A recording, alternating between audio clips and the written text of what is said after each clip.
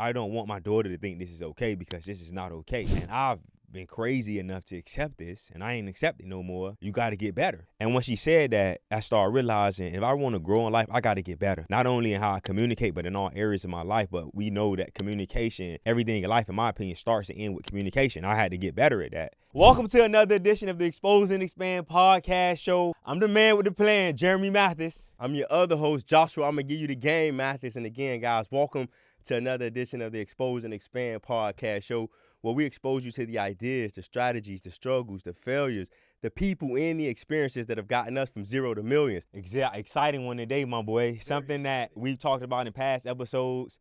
We've called people out on it. And for us, we're like, you know what? We need to have a show. We need to have a show about this. And today we're talking about how therapy has made us millions and the power of therapy. I'm truly excited about this episode, and I think that this is going to be definitely one for the books. And I remember a time, this was a few years ago, when we was getting ready to hire our first assistant. And when we brought her in, she was great. She was highly qualified. And this is somebody that we was excited about. We ended up hiring an EOS implementer. So that's Entrepreneur Organizations system. And they come in and they coach you on how to grow and scale your business, how to, properly set up your goals. And she was in this meeting with us. And the implementer asked us, hey, what do you guys, like about each other? What do you not like about each other? And we quickly learned that that's a meeting that an employee should not have been in, because Germ said to her the things that he did not like, and he didn't say it in a smooth and easy manner. Germ said it in his Germ way, which is overly aggressive. And this was on a Saturday. That Monday, she came in and resigned. You remember that? Yeah, no, I remember that. To give even more context on the story, we had hired her. She had only been with us for like 3 weeks. You think about it. Yeah, 2 weeks. Yeah, 2 weeks. It was only 2 weeks. So she had been with us only 2 weeks. And we had her, like Josh said, we shouldn't have had her in the meeting. But for me, one of my problems is that I'm overly aggressive. And I had a tendency to raise my voice. And that led, I think, to her just saying, I'm out of here, y'all boys. Y'all boys, this ain't it for me. Right. And that was something that we had to learn. I got to get better at. But for me, and why we wanted to talk about therapy was because going to therapy has made us so much money, because we've had so many different realizations when you think about it. Mm-hmm. And we've learned so much about how we needed to become better leaders through going to therapy. But initially, I didn't go to therapy to become a better leader. I went to therapy to become a better person. Because when we talk about, why we even, I want to talk about why I went in the first place, because what I want to do is be very vulnerable and help people start being self-assessing themselves and get some self-awareness to see where they can get better. So one of the things that I've always struggled with in my life is always raising my voice. Every time I communicated, I thought I had to raise my voice. And that was something that I saw growing up. But I didn't realize that I saw that growing up. But for me, as an adult, every time I talk to people, especially those closest to me, more so all of the girlfriends I've had in the past and also who's now my current wife, I always raise my voice. And that was my form of communication. And one of the things I started realizing was, you know what? If I want to be great, I got to be great in all areas. I can't be great in the office and then suck at home. I can't suck at home and then think I'm going to be great in the office. So that led me to realize, you know what, man, I got to go to therapy because I got to get better. I got to become a better person, and I got to learn how to communicate better. So what ended up happening, I went to therapy, and I learned so much in therapy, and I learned why I actually started to why I always raised my voice and why that became my form of communication. So what actually led you to therapy? Was it just because you was raising your voice? Is that it? It was other issues. Like I was on, as you said before, I was on a confidence roller coaster going up and down. I wanted to figure out what was going there. But the main thing was just raising my voice. So for me, just knowing that I needed to be better. And then my wife also, who was my girlfriend at the time, my wife telling me like, yo, like I ain't going to take this too much longer. We had just had Journey, which was my oldest kid. And she was like, I don't want my daughter to think this is okay because this is not okay. And I've been crazy enough to accept this, and I ain't accepting no more. You got to get better. And when she said that, I started realizing if I want to grow in life, I got to get better. Not only in how I communicate, but in all areas of my life. But we know that communication, everything in life, in my opinion, starts and ends with communication. I had to get better at that. So I'm like, I ain't finna, I gotta stop raising my voice. So that's what led me to therapy. So she was saying that because you kind of glanced over, you was like, I got to get better at what? It was just simply your form of communication. You wasn't effectively communicating with her. It was just, let's break that down. Yeah, it was just effective communication. Really, just effective. Every time, like if I didn't want to hear something, I raise my voice. If things weren't going the way that I thought they was, or they up to my expectation, I raised my voice. You asked me a question that I thought was dumb, I raised my voice. To her, to you, to anybody that was close to me, our employees. But it really started with, you know what, I got to be better for my daughter.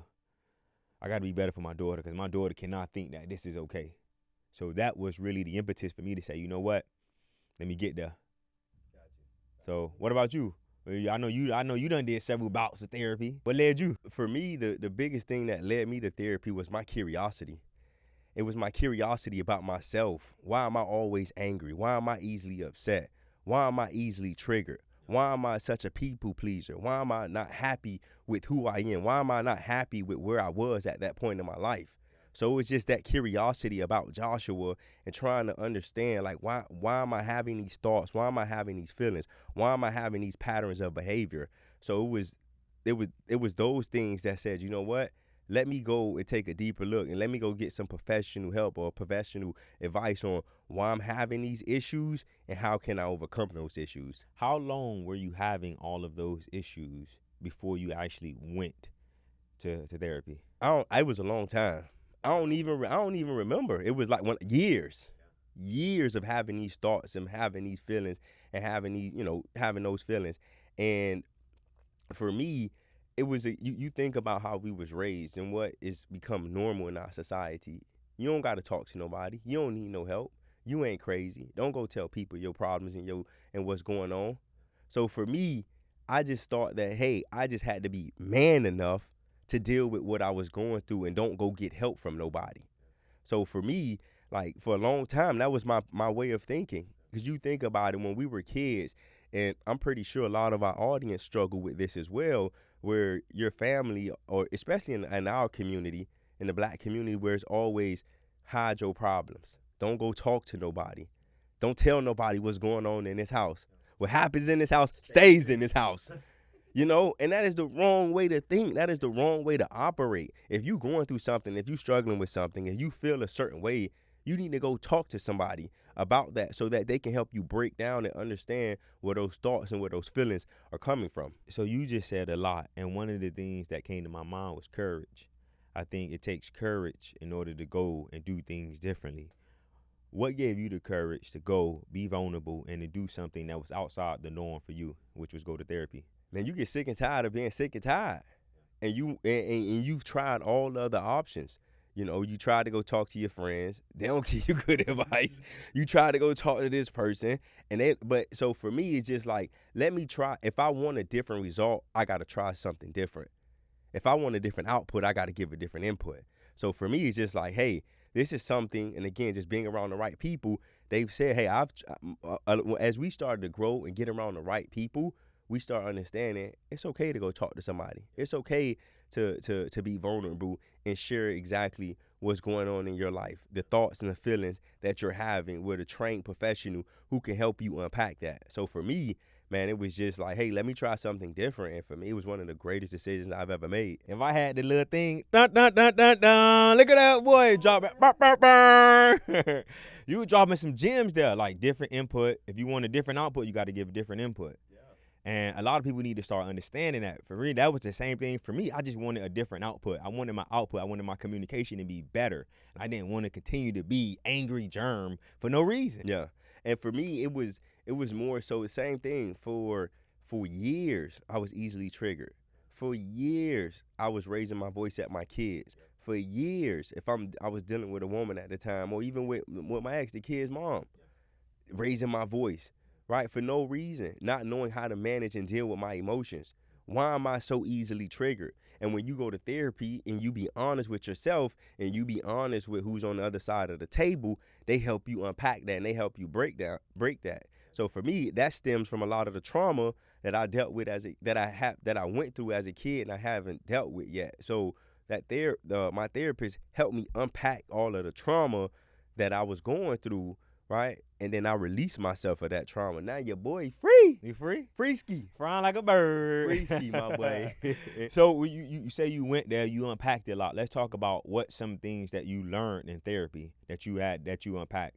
So for me, I've learned a few. I learned a few different things. One was I had abandonment and attachment issues, and one of the things that you don't even know is like I really understand now what middle child syndrome is because I was the middle child. Mom had 5 kids. It's Ebony, Jeremy, Joshua, Renisha, and Rashida, and I was in the middle, and I always felt abandoned. I always felt like I wasn't given the same amount of love that you or our other siblings got. And then like, for instance, when you were in school, you used to always get in trouble, like in school. But when you come home, I felt like mom ain't never really disciplined you. Never. But then for me, I do the slightest thing and, I get in trouble. Or when it came time, as we got older and it became time to start driving, like it was always with let Germ go first, let Germ go first. And I'm like, damn, I ain't never get no love, right? Or if I did the slightest thing wrong, it was always like the punishment or the discipline was so extreme when it came to me. And that was something that I had to learn. That's just one thing. Another thing that I had to learn, excuse me, when it was going to therapy is why I was a people pleaser. That dealt with my that had to do with my abandonment and my attachment issues. I just wanted to feel love because I felt like I wasn't loved as a kid. So now as I got older and became an adult, I just wanted to be loved. So at that time, I would accept anything from anyone just so I could feel that love. What about you? What are some things that you learned when you went to therapy? It was a couple. First and foremost, I went there thinking that I only had about 3 to 4 issues. And then I went to EMDR therapist, which is a trauma therapist. And his whole goal was to make me unpack everything that I needed to unpack in a short amount of time, like 8 to 10 weeks. Whereas other therapists, they tell you, we're going to keep going until we find until you are ready to not come here anymore. Whereas his whole goal is within 8 to 10 weeks, we finna hit the ground running. We're going to unpack your issues. We're going to help you see why you become the person that you come. So going through that trauma therapist, it helped me understand a lot. I went there thinking I had 3 to 4 issues, and I actually had 18 issues. And we had to unpack all those issues. And one of the things that I learned about why I raised my voice was that's how my mom communicated to me. That's how most of the adults around me, that's how they communicated to me. So I internalized that, and that's who I became as an individual. I can't say that I've gotten better, but that's something that I'm still working on. So I started realizing through my mom communicating to me, always yelling, I did the same thing. And I had to learn, okay, if you want to find a problem, you got to find out where's the root. Where did it stem from? Now that I know it stemmed from that, I can see it, and now I'm able to attack it head on and know, okay, I don't want to be who my mom was, because mom don't raise her voice at all really anymore. So I don't want to be who she was. I can be better than that. I learned that, and that helped me in business as well. Because as you know, none of the employees, they wanted to talk to me. They always wanted to talk to you because you was calmer, you was less aggressive, you was much better to talk to. So that was one thing that I learned. I also was a people pleaser. I'm proud to say I'm an overcoming people pleaser now, but the reason why that was because growing up, I had insecurities, which led me to be a people pleaser, which led me to always wanting to be liked. And what that turned into was, okay, I was doing it as a kid, I did it as a teenager, then I started to do it as an adult. And when I did it as an adult, it affected me negatively because, this is a business show. How it affected me so bad in business was we kept bad employees, bad team members around that we shouldn't have kept around. We let them do things that we should not have let them do because we wanted to please them and not do what's best for the organization. So I remember having a session one time and being very upset. I went in there and it wasn't even talking about me in that session. I was talking everything about business. And I was just telling my therapist at the time, because I done been through a few therapists. I told her, I'm upset, I'm disgusted, I'm tired of working with this person. I just wish I could let him go. And she said, well, why don't you?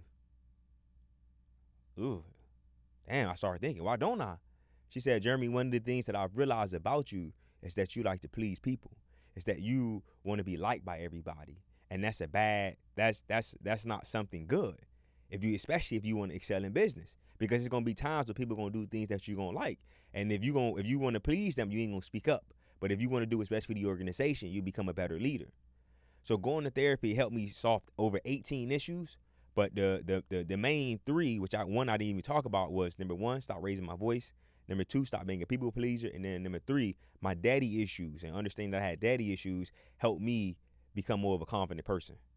I want to break down that daddy issues, but one thing that you said, and for all the listeners, one thing that you guys have to understand was you raised your voice because Mom raised her voice. And then one of the things that LaVon helped me understand was my kids talk the way they talk because that's how they saw me talk. So especially for Ava, she's now 7. For the first 4 years, this is really before I met LaVon, I was the one that was always raising my voice. And I saw her started to communicate that way. So it's imperative that we as parents be intentional about the way that we communicate with our kids. But you said you had some daddy issues, my boy. Well, let's break that down. What you mean, daddy issues? As if you guys been listening to the previous episodes, you know, my dad went to jail when we was 6, and he got out when we was 22, but he wasn't there. He was in prison, and we did go see him. My mom was good about that. She made us go see him, but that even also created more issues within me because my mom wanted us to have a relationship with him. So every 2 weeks out of the month on a Saturday, we had to go see him. So I'm spending my whole Saturday in the prison, realizing I'm spending my whole Saturday in the prison, missing football, missing street football games, missing Madden tournaments, missing jumping on the trampoline, missing all of that, which turned into some of my anger issues. But my anger issues came from having to give up certain things that I didn't want to give up, which was my Saturday having to go see him. That was one thing. Another thing was him not being there, and I having to figure out life from a man perspective on my own, not knowing how to put a lube on, not knowing how to make decisions, not knowing that it's okay to say no and not be liked. So I had all of these issues, which translated into my anger issues, and which translated into my confidence roller coaster that I was going through at the time. So going there, I realized so much negativity that I had stemmed from my daddy issues. Yeah, that's good. That's good. So for me, and a few other things that I learned when I went to therapy is, one, the skill of active listening, right? For me, I used to listen to respond and not to understand. And I think that's how a lot of people communicate. They're so ready to respond to the point that you're not even understanding, or you're not even trying to receive what that person on the other side that you're communicating with is trying to give you. So while I was in therapy, that was one of the things that I had to break down, because a part of the communication is more about listening than talking, if we're being honest, right? And for me, I was just so ready to respond and defend myself. So that's another thing that I learned through therapy. And one of the most important things that I learned through therapy, which I think a lot of people need to understand, is if you are easily triggered, figure out what that trigger is and remove that trigger. So for me, there were certain people in my life that I was easily triggered by. When I seen them call, when I seen them text, when I had to have a conversation with them, I'm just like, man, I was easily triggered. So now my therapist helped me understand and say that if you don't feel like talking to somebody, you don't have to.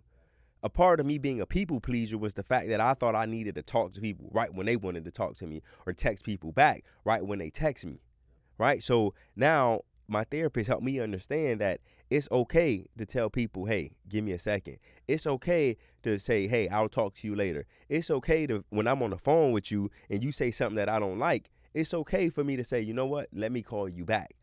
I'm not ready right now to have this conversation, right? So often we jump into conversations that we're not, spiritually or maturely ready to have, and that leads us to being easily triggered, right? And having a result or having an action that we don't like. So for me, I'm having conversations with certain people who easily trigger me. I'm raising my voice, saying things that I shouldn't be saying. But now I've learned to say, hey, you know what? I'll call you back. Give me 5 minutes. Walk away. And that's all I have to do, so that I'm not easily triggered. Start playing maturely. That's a word. Maturely? You said maturely. Maturely, that is a word. That's a word. Oh, Webster, where you at? Webster, where you at? That is a word. So you talked about abandonment issues, talking about people pleasers. How did that negatively affect you in business? Some to the point that you made where it comes to letting employees stay too long. I think that was the issue that we both had. There were certain employees that we've had in the past, and we've been in business now for 12, maybe 13 years, and it was certain employees that we should have been let go from the cleaning company. That's like there were employees that constantly called out of work, constantly didn't show up. They constantly went into the office and didn't do the job the right way. They gave us a list of reasons of why we should have let them go, but we ended up keeping them because, oh, we don't want to hurt their feelings. Oh, they have a family to feed. Oh, this, oh, and made every excuse on why we kept them. We should have been let these people go. And it's the same thing in every other venture that we were in up until we went to therapy. Even with our real estate company, there were employees that we had here that wasn't producing. They wasn't hitting their numbers. They wasn't hitting their KPIs. And we kept giving them chance after chance after chance. And that ended up holding us back in business. We should have been let a lot of these people go, right? And with abandonment issues, I used to hate being alone. I always needed a woman by my side. Always, whether I was single, whether I was married. And that's one of the things that slowed me down because I wanted that attention from a woman because I felt like I didn't get that attention from mom. Right? So I always was seeking that attention, that validation from a woman, regardless of who she was. As long as she was giving me attention, as long as she picking up the phone, as long as she texting me back, I was happy. I felt validated. So that was a trauma that I had to overcome. That's deep. Yeah. That's real deep, bro. I appreciate you for being vulnerable. Wow. As far as, your abandonment issues and your people-pleasing issues, you talked about how it affected you in business. One of the things that I constantly think about is therapy for everybody. What are your thoughts on that? Do you think everybody needs therapy? I don't think everybody needs therapy, but I do think everyone should go because life be lifing. And we all have things that we're going through, all have things that we're struggling with. And it's okay to go talk to somebody, right? It's okay for you, if you don't want to tell your family or friends, go find a trained professional, aka a therapist, who can help you through those issues that you're having. So again, I don't think everybody needs therapy, but I do think everyone should go and talk to somebody. Is that because of your own personal experiences or just how you see the world as far as why you think everybody should go? I think it's a mixture of both. My own personal experiences, one, and then two is just we live in a crazy world. And like I said, life be lifing, and life be lifing for everybody. My traumas and my pains is different from your traumas and your pains. We know people, multimillionaires, multi-billionaires, hate their lives, right? So it's just like, you got all this money. Money could solve a lot of your problems, and you still not happy, right? So let's go talk. You need to go talk to somebody and understand why you feel the way that you feel. It's crazy that you say that as far as like us being fortunate enough to know people at different levels of life, whether they are middle class or or what society says they as 1%. One of the things that I think we've been so fortunate that we've been exposed to is that everybody has problems. Yeah. Everybody has issues, regardless of where you are in life. Because you growing up, we had this misconception, well, you got money, you good. Yeah. If you got money, you good. That was our thought process. You think about that. Yeah. People that we know that haven't been fortunate enough, like we've been fortunate enough to get in rooms that we've been able to get into and talk to people that we've been able to talk to that's as society says the 1%. They just think that imagine how they think as far as, oh man, they got money, they good. Yeah. But they haven't been exposed to it, and that's the whole message of this show. And that's why I'm so thankful that we understand the power of exposure. Because you think about it, we probably would have had the same thoughts because we've been trained for so long that, oh, you got money, everything's good. You got money, you ain't got no problems. Yeah. Boy, Diddy said it. It was Diddy. More money, more problems. Whoever that said that, right?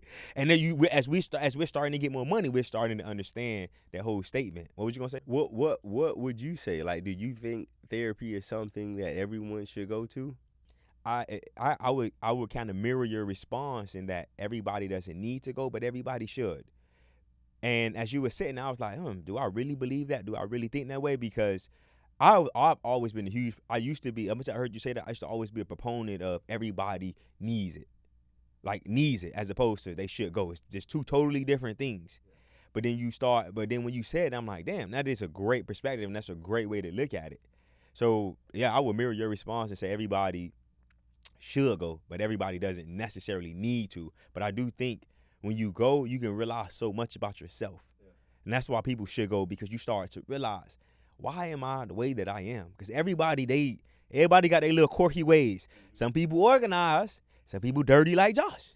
Some people some people do things the right way, some people don't. You think about even that. People that do bad.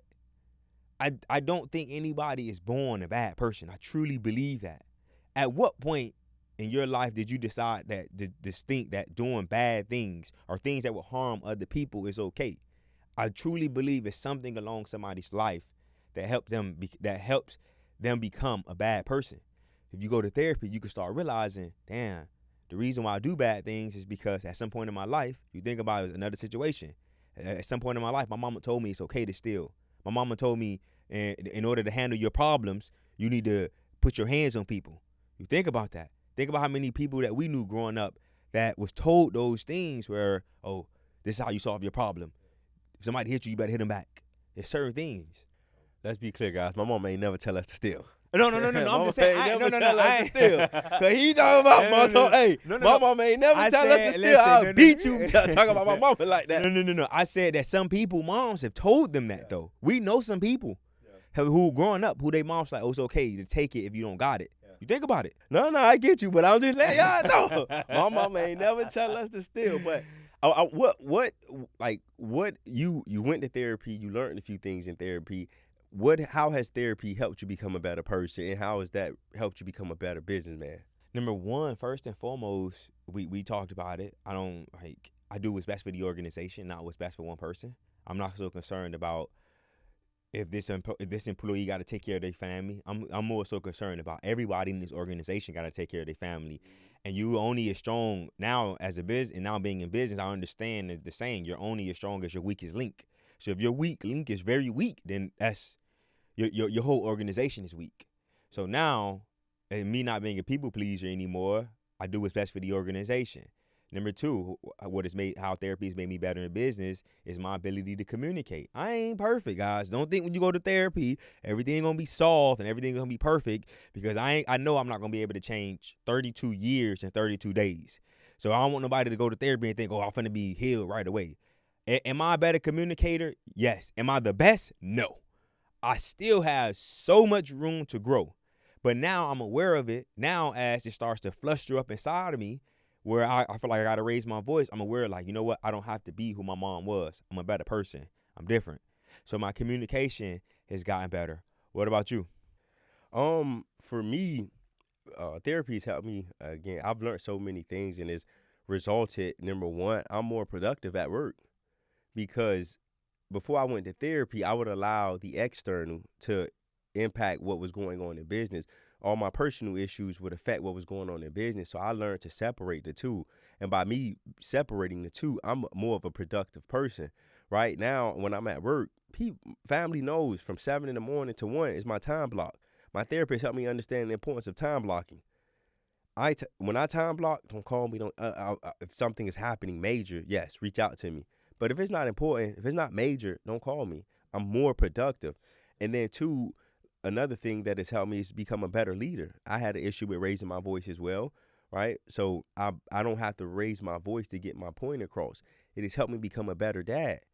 The same thing. I don't have to raise my voice at my kids for them to do things. Now I can say it in such a manner to where they know Daddy ain't playing. He's serious. Yeah. And I had to learn that. Like, you don't have to raise your voice to be an effective communicator. It's what you say, and it's really how you say it, right? So you think about when we've had meetings. There have been times when me and Josh have had meetings, guys, and our employees are looking like, do we step in and break it up, or do we leave the room so we don't get shot by the bullets that's being fired? That, when you talk about so much growth that we both have had to have, me more so than Josh, as far as how we communicate. Because we both struggle with that, and we understood that it stems from what we saw growing up. So I wanted to help you guys know that me and Josh are not perfect. We are still figuring things out, just like you guys are figuring out. And the main thing that I feel like we're figuring out is how to communicate. More so, not only with just our team, but with each other. Because you think about it, before we went to therapy, every communication was for no reason. Yeah. Another thing too is just not being a people pleaser. If you are not an A player, you won't be on this team. That for me, that is one of the biggest aha moments that I had in therapy. We have no problem letting go average talent. If we want to be the best, if we want to operate the way that if we want to get to what we want to get to, we need to have the best people around us. We need to expect excellence from ourselves and expect excellence from everyone within the organization. And if you are not operating in excellence, you won't be here. And I have no problem letting you go. I'm doing you a disservice by keeping you here if you're not being excellent. But let's be real. If I allow you to be average, how's that helping you? It's not helping you be better.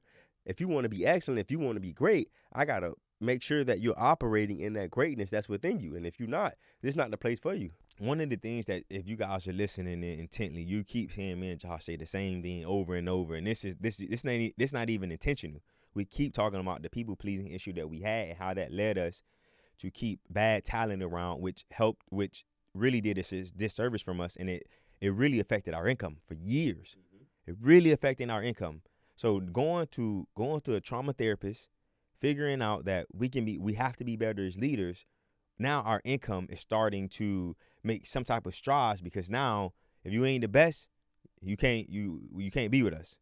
So you got anything else you want to add? Man, this has been really good. I'm thankful for this conversation. I'm glad that we had this talk, because I think it's an important conversation that a lot of society needs to hear, and especially men.